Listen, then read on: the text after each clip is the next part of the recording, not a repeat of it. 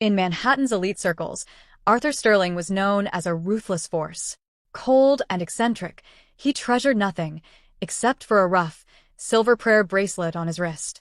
Rumor had it that his true love had prayed for it step by step, kneeling at an ancient church in Europe just for him.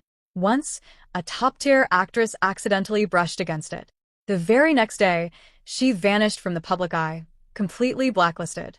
At a movie wrap party, I accidentally spilled red wine right onto Arthur's wrist. In that moment, the entire room held its breath. Everyone thought my career was over. But to everyone's surprise, he calmly pulled a few tissues and meticulously wiped every single silver bead. Without even looking up, he uttered 3 words. "It's fine. Continue." That very night, Arthur got his wish and tied a delicate gold anklet with a bell around my ankle.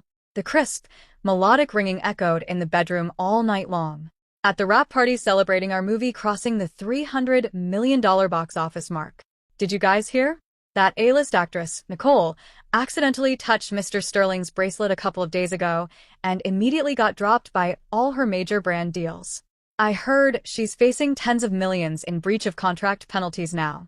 They say it was a gift from Mrs. Sterling. I'm so jealous of that woman, being held in the palm of the hand by the head of such a top-tier dynasty. Arthur, reverently referred to by the crowd as the heir, was currently playing with his wine glass alone, his expression aloof. The director wiped cold sweat from his forehead. He had no idea why this VIP had suddenly graced them with his presence. Although the movie was a massive hit, this amount of money was pocket change to the Sterling family. "Mr. Sterling, is there anything specific you need us to do today?" Arthur's long, elegant fingers tapped a steady rhythm on the table.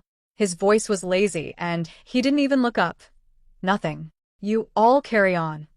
Mr. Sterling, I'm Sarah, the female lead in the movie. I want to toast to you, to thank you for this opportunity." A blonde actress walked over, holding a wine glass, swaying with calculated allure with every step. A strong, overpowering perfume hit the air. Arthur frowned imperceptibly. He lit a cigarette, his deep eyes narrowing slightly. His gaze swept across the room and finally landed on me, sitting in the corner for a few seconds. "Her perfume is too strong. You toast me instead." Suddenly, I became the target of everyone's scrutiny.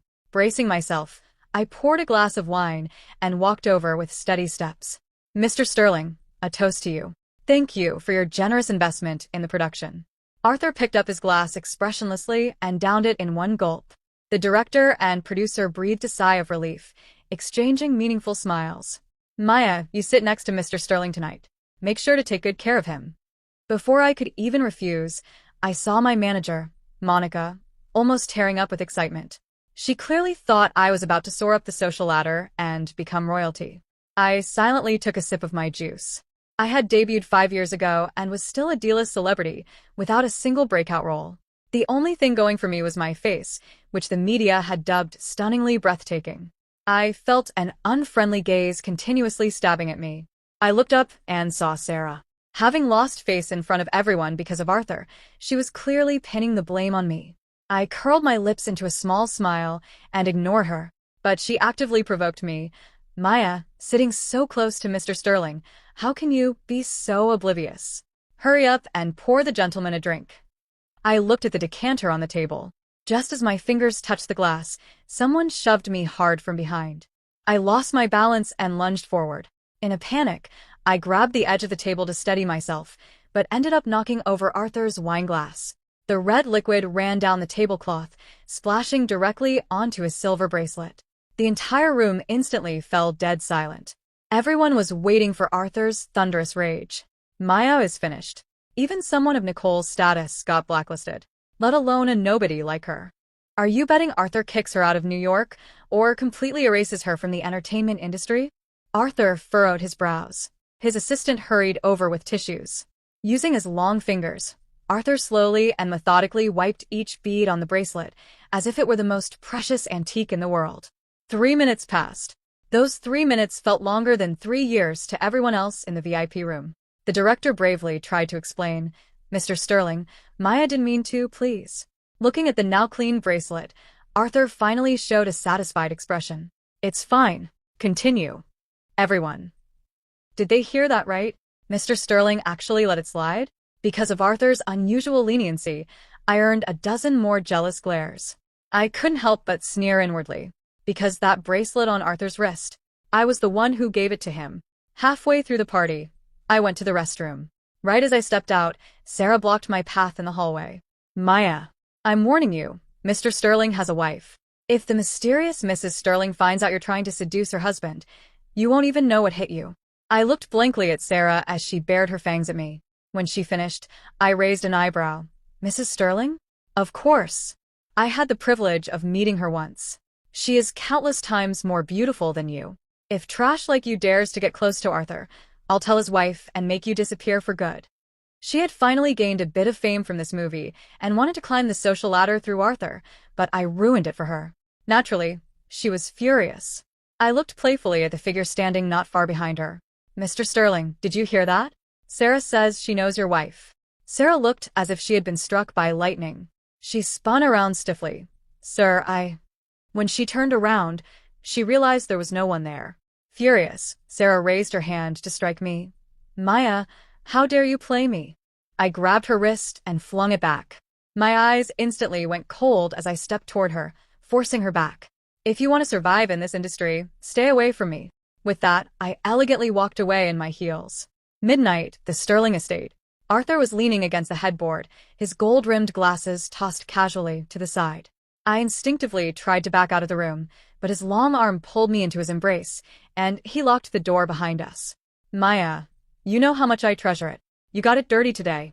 You have to pay me back. He pulled me by the waist, not giving me a chance to breathe. Domineering and lingering. I tried to push him away, but he held me tighter. Finally, with flushed cheeks, I gave in. How do I pay you back? He took out a delicate gold anklet he had prepared long ago and tied it around my ankle. A thin red string with a delicate bell. Against my pale skin, it looked exceptionally beautiful. The sweet ringing of the bell echoed in the quiet bedroom all night long. Early the next morning, I was woken up by my phone's harsh ringtone. Monica, what's wrong? As soon as I spoke, I was startled by my own raspy voice. Monica paused for a second on the other end before exploding. You're asking me what's wrong? Of all the people to seduce, you had to mess with Arthur Sterling. The whole internet is saying you're trying to sleep your way to the top as his mistress. That audition I fought so hard to get you is gone. Your endorsement deal for next month is cancelled. If you don't explain this to me right now, you're on your own. Arthur, wearing a crisp bathrobe, walked out of the bathroom. Hearing the shouting, he raised an eyebrow slightly. Monica heard the movement on my end and screamed. Who are you with right now? I wasn't fully awake yet, so I blurted out. Arthur. I regretted it instantly and covered my mouth, trying to salvage the situation. Monica took desperate, deep breaths on the other end. Maya Thorne. You get your ass back to the agency immediately. Right now. 40 minutes later, I arrived at the agency. The trending topics on social media were already blowing up. Hashtag Maya Thorne homewrecker. Hashtag throwing herself at Mr. Sterling. Hashtag Sarah Miller speaks up for Mrs. Sterling. Hashtag are they besties? Hashtag Maya Thorne hickey. Hashtag overnight at the mansion truth unknown. Monica stood by the window, yelling at the PR department. What is the meaning of Sarah's tweet? She's stepping on another artist from the same agency to climb the ladder. Are you guys going to do something about this? The PR team, full of sly veterans, deflected. The traffic is too high right now. We can't suppress it. Monica, you'd better deal with Maya's private image first. I opened Sarah's social media account. Her words were sharp. Throwing yourself at someone when you know they have a family. The innocent persona is just a cover for despicable behavior. Seeing Mrs. Sterling look so haggard broke my heart. She even tagged a few so-called elite socialite accounts. I sneered. She's really rushing to dig her own grave. Monica slammed my laptop shut. Explain to me what these marks on your neck are. And don't tell me they're mosquito bites. I heard you. Was that really Arthur Sterling? Did you actually become his mistress? I knew I couldn't hide it anymore. So I just told her the truth about my secret marriage to Arthur. Monica was dumbfounded, nearly spilling her coffee all over the floor. She reached out and felt my forehead. You don't have a fever, do you? Even if you're desperate for a man, you don't need to make up a story like this. I rested my head on my hand and stared at her with a half smile. After a long pause, Monica asked in a trembling voice, Really? Me? Truer than gold. Monica paced frantically around the office, practically buzzing with excitement. Oh my God, I knew your face was a VIP pass to the top. Arthur Sterling. If he lifts a single finger, you'll have your pick of the best roles. She was already visualizing me standing on the Oscars stage. So you really were with him last night? These marks, he made them? I calmly nodded. Monica, haven't you always complained about me not getting any media traffic? Now I have it. I wanted good traffic, not the kind where the entire internet wants you cancelled. You used to say that in this industry, even infamy is better than obscurity. Monica suddenly calmed down. You don't want to go public? It's a hassle. Monica stared at me with a "I don't believe you" for a second look. To be honest, Monica, I made a bet with my dad. If I can't win Best Actress on my own merit by the time I'm 30, I have to go back and inherit his energy empire. Monica. That reason sounded incredibly obnoxious. Monica sighed. Fine, we keep it a secret. But the current narrative is terrible for you. You trended with Arthur, and then got caught spending the night at a mansion. Even if he is your husband, the internet doesn't know that. She frowned and thought, there's a wilderness survival reality show next week. Perform well, and try to clear your name by showing good character. As for the trending topics, I'll pressure the agency to handle it. Deal. The day of the reality show filming. It was a live-streamed wilderness survival show. 3 men, 3 women. The live chat instantly flooded the screen. Am I seeing things? Maya hasn't been cancelled yet? How is she on this show? Maya, explain yourself. Who was the guy that night? People need to stop dragging Mr. Sterling into this. Everyone knows Arthur and his wife are deeply in love. Why would he ever look twice at trash like her? The show's viewership skyrocketed. The director smiled slyly. Keep the cameras on Maya and Sarah. The audience loves drama.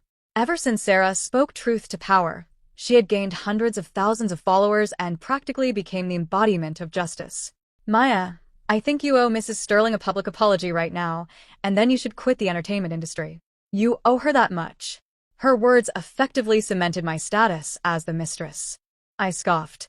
And why exactly should I apologize? For destroying someone's family, obviously. Do you have any idea how heartbroken his wife is? The chat flew by. Sarah is so real, I love her. Cancel Maya. I refuse to watch problematic celebrities. I looked straight into the camera, completely unfazed. I was with my husband that night. Do I need to report my whereabouts to you? The word, husband, left Sarah completely dumbfounded. Maya, you don't even have a boyfriend, let alone a husband. Who's going to believe such a pathetic lie? I didn't flinch.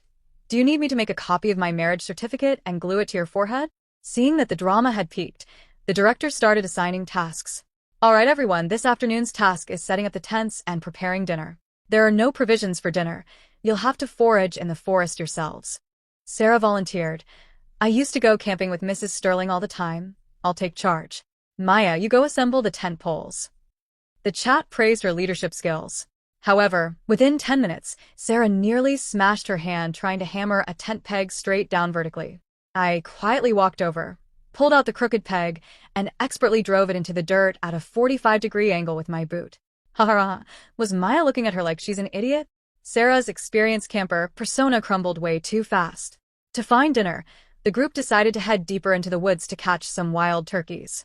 We walked for almost an hour and didn't see a single feather. I'm starving. When is the Sterling family helicopter coming to rescue us? Complained a male guest named Brad. Just then, a nearby bush rustled. It's a snake. Ava, a newly debuted actress, froze in terror. A rattlesnake was slowly winding its way around her ankle. I furrowed my brows. Don't move. Don't make a sound. I slowly approached. To be honest, my heart was pounding out of my chest.